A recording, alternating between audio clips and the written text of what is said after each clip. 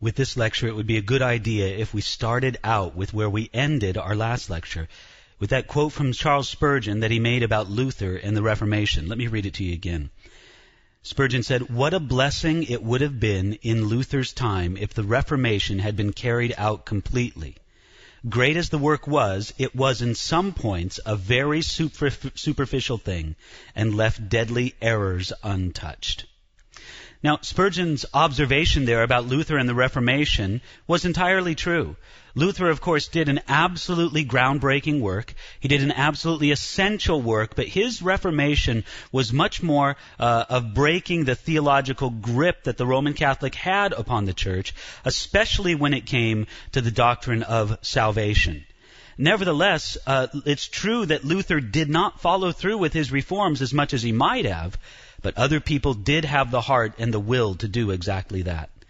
Now, in the midst of this, we really need to keep in mind a concept that's going to come to be important through this lecture upon the Anabaptist movement or the radical reformers. In the midst of this, we must keep in mind the concept of the state church. This is a church that is officially sponsored and supported and cooperating with the government, and the government, of course, cooperates with the church. It also means that in the conception of a state church, which again may be an unfamiliar concept to many of the American listeners, because in America it's a completely different environment, and they have very little instinctive understanding of what it's like to have a Church of England, or a Landeskirche as it is in Germany, or a state church as it would be in Sweden or in many other places. But again, the idea very much is that in any geographical area, there is only one church. This is exactly how it was understood all up until medieval times and even through much of modern Europe. The idea was very simple, was that, the government and the church worked together to build a Christian society. And in that Christian society, there could only be one true church. And so you didn't have this denomination or that denomination. You had one church. And Protestantism, at least in the form of Luther and Calvin and Zwingli and some of the other reformers that we looked at, Protestantism did not shake that fundamental approach to the idea of there being a state church and only one permitted church in any geographic region. It just said that the Roman Catholic Church was the wrong church, and that now it should be turned to a church that was much more evangelical and much more correct doctrinally. See, in the Middle Ages and in the days of the Reformation, and for some time after that, it was very hard for them to think outside the box and to think that people could just worship as they pleased as long as they didn't cause trouble. In their thinking, having another church, another denomination, or independent Christian group, it was trouble all by itself. Therefore, all Christianity had to be expressed within the state church or those approved by the state church. And of course, this was the dynamic that in one sense created the Anabaptist movement. Now, let's sort of go back to Luther. I want you to think about it. In 1526, Luther published a translation of the Mass into common German. He said that he would have still been happy with the Lutheran Latin Mass of 1523, but he saw a need for something in the language of the common people, most of whom had no idea what was going on during the Latin Mass. But in approaching this whole idea of having a service for the German believers in their own language, what Luther thought was really necessary was to have a service for those who were really saved. I think you could sympathize with what it must have been like for a man like Martin Luther. In any geographical place, in any particular village, there's one church there, and virtually everybody in the village went to the church. Because if you didn't, you were socially ostracized. It was very easy to tell if the neighbor down the street or the other one up the block or wherever was not present at that particular church on that particular Sunday. And so social pressure made it very compelling for people to go to church. And of course, a large number of those people would be going to church. Most, if I wouldn't say all, but let's just say a good number of them, would not be born again.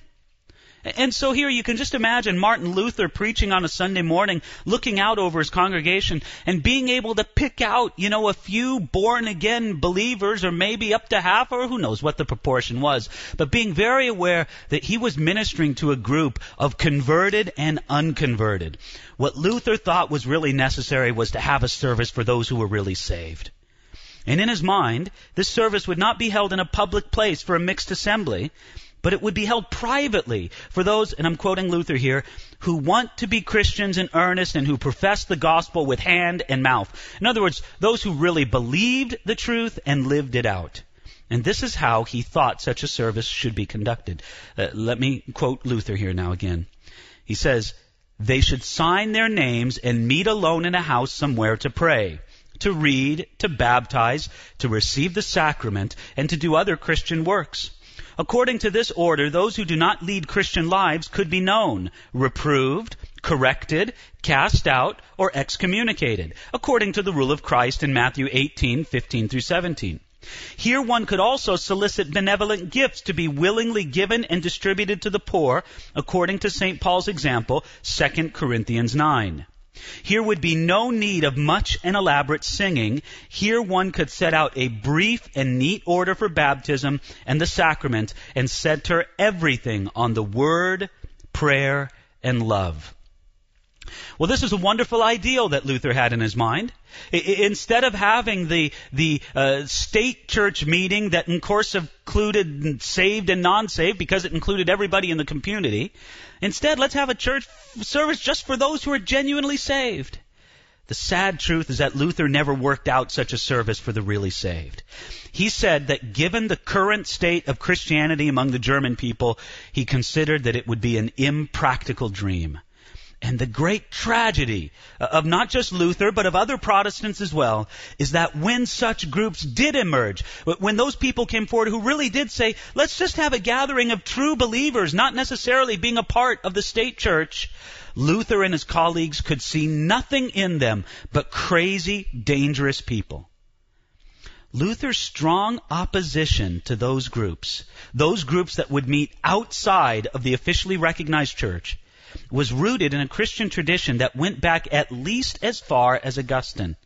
You see, when faced with the stubborn Donatists in the 5th century, Augustine eventually came to the conclusion that force was necessary to deal with those who were trying to divide the body of Christ. He said, quote, "Originally, my opinion was that no one should be coerced into the unity of Christ, that we must act only by words, fight only by arguments, and prevail only by force of reason.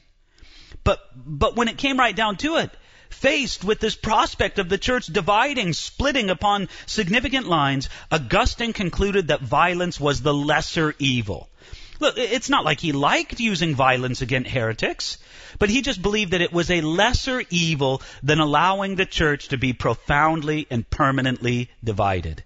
And he even found a biblical text to support his view, at least in his own mind. It comes from the parable of the banquet. You remember that passage in Luke chapter 14, verses 15 through 24, where the master of the house wants to have a great banquet, and he issues invitations to all kinds of people, and the people give the lamest excuses of all. They don't want to come to the master's banquet, and excuse after excuse is given. People are unwilling to come. Finally, the master says, well, listen, go out and bring in whoever you can. And this is the specific line in Luke chapter 14, verse 23, that Augustine used to justify force. Listen carefully. He says, "Then the master said to the servant, go out into the highways and hedges and compel them to come in, that my house may be filled." Those little words, compel them to come in, became the foundation for Augustine's doctrine and later medieval church doctrine, and even extending into the Protestant days and in the days after the Protestant Reformation, for actually using force, coercion, violence, torture in order to keep the unity of the church. This became the standard justification throughout the Middle Ages, and as I said again, up into Reformation times, for the use of force in religious disputes. Now, this came to face Martin Luther in a very powerful way. When Martin Luther went into hiding after the Diet of Worms, translating the New Testament into German, his work was carried on in Wittenberg by a man named Karlstadt. Karlstadt sought to implement Luther's ideas in Luther's absence. Karlstadt is depicted in the generally excellent movie, a recent movie about Martin Luther, as being a crazy fanatic. And I can't say that I'm familiar enough with the historical evidence to say whether or not that picture is accurate. My sense is that it's overdone. it does seem that Karlstadt was somewhat of a fanatic, somewhat of an enthusiast, but maybe not perhaps to the extent that he has displayed so in the Luther movement. But I would have to leave that up to better research and somebody else who would do more digging on that issue. Anyway, in his absence, Andreas Karlstadt, was sort of left in charge while Luther was hidden out and being protected at the Wartburg in Eisenach. Karlstadt started in Wittenberg an evangelical communion service. He started conducting things in simplicity and in the common languages. He started serving communion directly to the people. And he started preaching justification by faith. He started carrying on Luther's Reformation the way he thought Luther might very well want them to carry it on, taking it step after step, continuing to reform the things that needed to be reformed.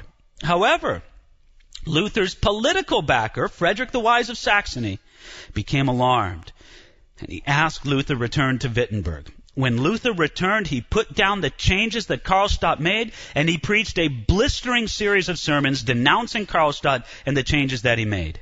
You know, we referred to this in a previous lecture, how Luther came back to Wittenberg and he made these sermons, these denunciating speeches of Karlstadt very demonstrably in his Augustinian monk's habit, because Karlstadt had already up to that time renounced his monastic vows and had left the habit of a monk behind and was saying, I'm going on to greater and greater reform. Luther came back, preached these blistering sermons in his monk's habit as if to demonstrate the fact that he was putting the brakes on an out-of-control reform movement that Karlstadt was rushing forward to ruin. This is how Luther saw Karlstadt, quoting from his table talk. He says, quote, Karlstadt opposed me merely out of ambition, for he